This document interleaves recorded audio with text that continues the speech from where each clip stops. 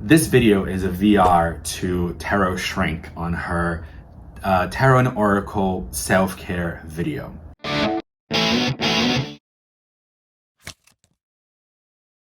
Self-care to me has different aspects to it. We need the physical, the mental, the emotional, the spiritual. All of that encompasses pretty much who we are. The four worlds, the four elements, the four layers of our soul.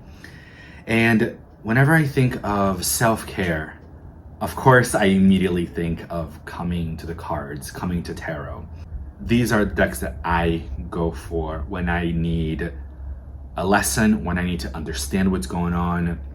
And actually a lot of times too, because decks are visual, right? Tarot and Oracle are very visual. An artist created those images. And our subconscious and the universe, they speak to us through symbolism. So a lot of times I'm kind of looking for that visual that can help me decipher what it is that's going on within me. So I'm going to start with one of my favorites, and it's called the Sabbath Tarot. This is the book that it comes with. Now, unfortunately, I can't show you all of the images because some of them can be a little bit inappropriate, but I love this red edge. I didn't do this, it just comes like that.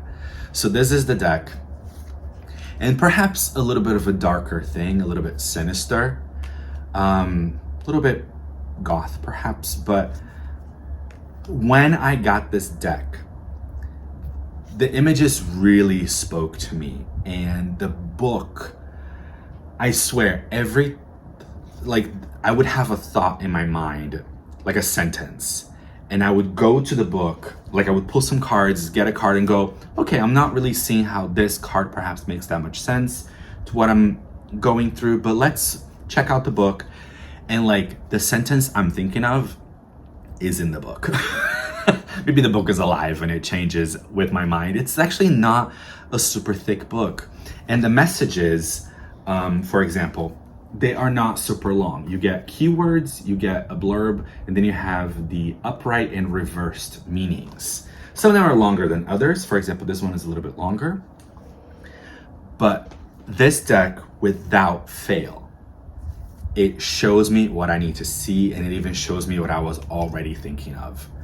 You know, so it's honestly, it has become my go-to deck 100% very quickly. And the artist his name is Alan Spears, I believe. And he's creating, I think, a few more decks that I am saving my money already to get them. Okay, so the next two really are by Arthur Wang, or Wong, I should say. The first one is the True Black Tarot, one of the most beautiful decks I have ever seen. Here are the backs. Everything is black to its true name. And the majors have these, I forgot what these are called, UV stamps to them that are just incredible. And they all have meanings. They're all in the book. The book is small. It's just like what we call your little white book is what we call them. But this deck is great. It's I was gonna say a clone, but not really, of the Rider-Waite-Smith, but it's very Pippish as well. Like for example, the Two of Wands looks like that. The Four of Wands, Six of Wands. And I love this deck, but Arthur Wong recently came out with it's a tarot / oracle. It's a bit of a hybrid because it still has swords, wands, it has the four suits, right? Swords, wands, pentacles, and cups. But the major arcana are different. And also he made it white and gold instead of like black. He made it white and gold. And it's called the Epir. I pronounce it Epir. I'm not sure if there's a different pronunciation to it, but let me know. So here we have the book, also a small book. But I gotta say, this deck surprised me. I love the art of Arthur Wong. He's one of my favorite deck creators when it comes to artwork. The True Black Tarot, I used to have a lot more tarot decks than I do now, and I got rid of most of my collection. There will be a video for that. And he's the one that I was like, this deck is never leaving my collection. It's too beautiful. I remember not feeling that great one day and just having my mind all over the place and really kind of needing a bit of advice from my higher self. And I went to this deck. This card came up. It's called Burn. And I believe it's linked to the Strength card in, like, let's say a regular tarot deck, right? And here we have a person with basically like 3 faces, right? And as I read the book, it describes the 3 faces, and each word related to what I was feeling in that moment. And I was like, yes, these are the words that I needed. This is like the guidance that I needed. I'll keep showing you guys the rest of the deck. So this is the guidance I needed just to put my thoughts in order. So, and then I started journaling. I really, like, after that, I really went in and I was like, okay, now we can like work this out and really talk it through. So this deck, honestly, has really helped me, and it has really shown me visually something I needed to see to work it out. So what I look for in self-care decks is what gets me beyond just divination.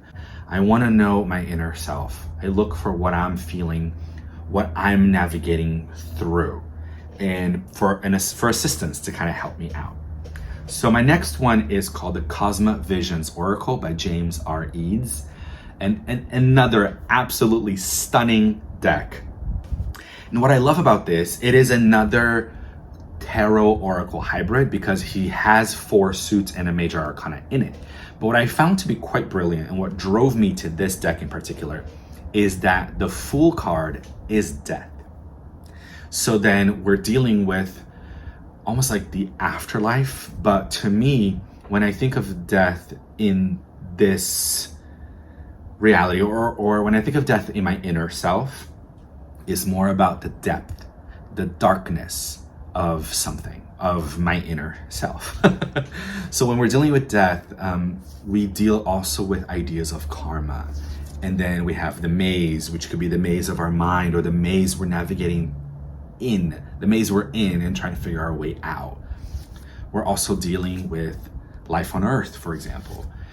And embers would be fire, lotuses would be cups, birds are swords, and trees are the pentacles or discs.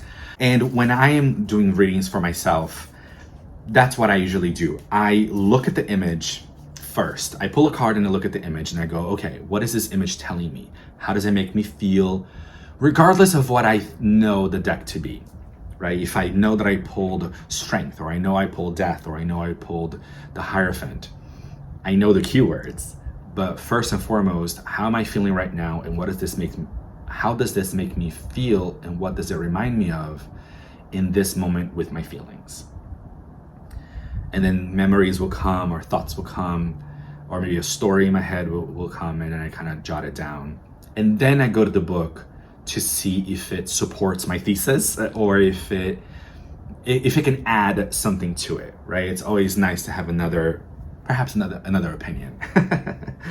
Okay, my next one is the Tarot of the Spirit.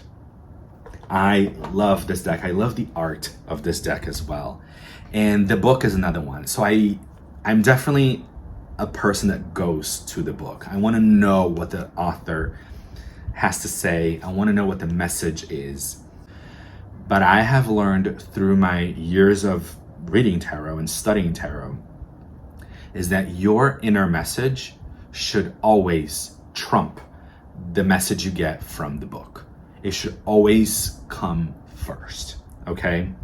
The book can make you think deeper and can make you think differently, and it can give you a word or a phrase you didn't really think of, but it makes sense, which is great. It's a great help. But again, your inner message should always be the first one you listen to. Final deck is the Spirit Keepers Tarot by Benabel Wen. This one, I believe, is out of print. Is the Revelation edition, the one that I have. I believe she made 3. This is the third one. And then I know she made a second edition to this, like a reprint of it. I think for people were demanding it or something, and she did a reprint, but I don't know where she's at right now with these. But It's all handmade by her, and I love this deck. This deck also has a lot to say, and she has placed so much in these images. Perhaps sometimes it can be a little bit overwhelming, but most of the time it really has a way of speaking. And even if you worked this deck many times, there's always a piece of it that will speak to you in a different way. You will be kind of drawn to different areas of the card every time you pull from it. So I love this deck. It really has helped me through quite a bit and through quite a lot. So whatever is in your self-care bundle, trust that it's for you. There are so many things in this world that we can almost question ourselves, right? And go, okay, I like this, but why do I like this versus that? If so many people like that, why don't I? Trust where you're just naturally drawn to. I feel like a lot of us are looking for this shining light upon something. Perhaps you're shopping for a deck or a crystal, and we look for that shining light that's like, I am being called to that thing. But a lot of times it's just a natural pull. It just feels easy and natural, and you go, I just like it because I like it. Maybe you don't even know why you like it, but you just say, I really kind of like it. And I like talking about it. I want to talk about it. I want to play with it. I want to work with it. To me, that should be reason enough for you to work with a crystal, a deity, a mantra, a deck. So thank you so much. I hope this helped you, and I'll see you guys next time.